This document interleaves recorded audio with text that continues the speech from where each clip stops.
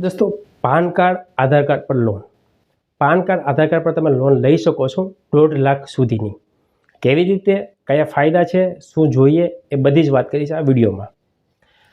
મિત્રો, PAN card આધાર card પર loan આપતી ઘણી બધી કંપની છે, પણ આજે હું જે કંપનીની વાત કરીશ એ છે ઇઝી, જે ફેરસેટ કંપનીની પોલિસી છે। ઇઝી જે છે એ 1.5 લાખ સુધીની લોન આપે છે, ખાલી તમારા પાન કાર્ડ આધાર કાર્ડ અને ક્રેડિટ સ્કોરના આધારે। અને બીજી એક પોલિસી છે જે 10 લાખ સુધીની લોન આપે છે, એ તમારા રેગ્યુલર પ્રોફાઇલના આધારે, જેના માટે અલગથી વિડીયો બનાવેલો છે। જો તમારે વધારે લોનની જરૂર હોય તો ફેરસેટમાં એપ્લાય કરવી તો લિંક હું ડિસ્ક્રિપ્શનમાં આપી દઈશ। પણ આ ઇઝી જે પોલિસી છે, નામ પોલિસી છે ઇઝી, EEZ, 1.5 લાખ સુધીની લોન આપે છે।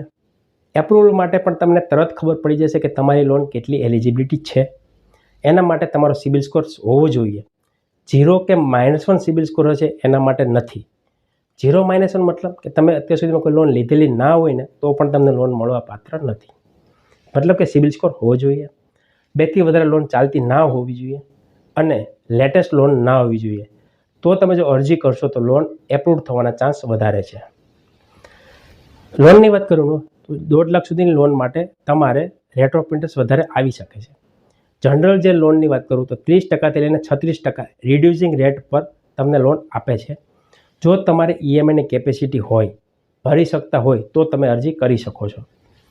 એના માટે ડોક્યુમેન્ટની વાત કરું તો પાન કાર્ડ, આધાર કાર્ડ અને બેંકની ડિટેલ્સમાં 1 મહિનાનું બેંકનું સ્ટેટમેન્ટ અને બેંકની પાસબુક અથવા ચેકબુકનો ફોટો, બસ આટલા જ ડોક્યુમેન્ટ તમને લોન આપે છે।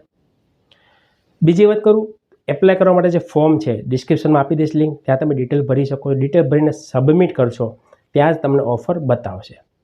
જો ઓફર હશે તો તમને બતાવશે અને તમારી લોનની ઓફર નહીં હશે તો ત્યાં તમારે સોરી લખાઈને આવી જશે, તો તમે એ ઓફર નથી।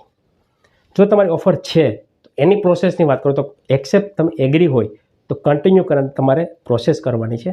અને આ જે ડોક્યુમેન્ટ છે એ તમે મેલ કરી શકો છો કંપનીમાં, જેનું ઈમેલ આઈડી ડિસ્ક્રિપ્શનમાં આપી દઈશ, અથવા જો નીચે આપેલી લિંક ડિસ્ક્રિપ્શનમાં આપેલી છે અને એ લિંક ઉપરથી જ જો તમે પ્રોસેસ કરી હોય અને એપ્રુવ આવેલું હોય તો મારું જે ઈમેલ આઈડી હું આપી દઈશ કે ઈમેલ આઈડી પર તમે ડોક્યુમેન્ટ સેન્ડ કરી શકો છો।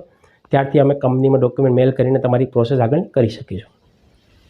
પ્રોસેસ માટેની વાત કરું તો 3 થી 4 દિવસની પ્રોસેસ હોય છે। ડોક્યુમેન્ટ આપ્યા પછી કંપનીમાં સબમિટ કરીશું, કંપનીમાં ક્રેડિટ મેનેજર ચેક કરશે। બની શકે કે તમને કોલ પણ કરી શકે પ્રોફાઇલ માટે કે તમે શું કરો છો। એગ્રી હોય તો તમારી લોન એપ્રુવ થશે અને ત્યારે જ તમને સમજાવવામાં આવશે કે તમારો રેટ કેટલો છે, કેટલા મહિનાની લોન થશે, કેટલો ખર્ચો થશે અને કેટલા તમારા એકાઉન્ટમાં આવશે। જો તમે એગ્રી હોય તો જ તમારી લોન લાઈવ કરવામાં આવશે અને ત્યારબાદ તમારું ડિસબર્સમેન્ટ પ્રોસેસ થશે। એ વખત તો એવું થતું હોય છે કે લોન તો લઈ લે છે ઉતાવળમાં, પણ પછી એને ખબર પડે છે કે રેટ વધારે છે, કે આ કંપનીમાં લોન ન લેવાય। તો એના માટે ખાસ વાત કહી દો, રેટ ઓફ ઇન્ટરેસ્ટ 30 થી 36% રિડ્યુસિંગ બેઝ ઉપર છે અને ફિક્સની જો વાત કરતા હોય ને તો 1.5 થી 2% જેવો રેટ થતો હોય છે મંથલી। જો તમારે પોસાતું હોય તો જ તમે લોનની અરજી કરજો, સિબિલ બગડે એવું નહીં કરતા। એગ્રી હોય તો પ્રોસેસ થશે અને કસ્ટમર કેરમાં તમને ફોન કરીને પ્રોસેસ મદદ કરશે પૂરેપૂરી। ત્યારબાદ તમારે જો લોન ક્લોઝ કરવાની હોય ત્યારે તમારે કંપનીમાં ઈમેલ આઈડી પર જે મેલ આવશે તેના પર તમે ઈમેલ કરીને ક્લોઝ કરી શકો છો અને એની જે એપ્લિકેશન છે તે તમે ડાઉનલોડ કરીને ત્યાં તમે ટ્રેક કરી શકો છો, તમારા હપ્તા કેટલા કપાણા છે, સ્ટેટમેન્ટ કે જે કંઈ પણ જરૂર હોય તો ત્યાં તમે કોન્ટેક્ટ કરી શકો છો। તો આ હતી ઇઝી પોલિસી માટે। તો એપ્લાય કરવી હોય તો લિંક ડિસ્ક્રિપ્શનમાં, ત્યાંથી એપ્લાય કરી શકો છો। અને જો તમારે એનાથી વધારે લોનની જરૂર હોય તો લિંક હું બાયોમાં આપી દઈશ કે જ્યાંથી તમે બીજી કંપનીમાં પણ લોન એપ્લાય કરી શકો છો।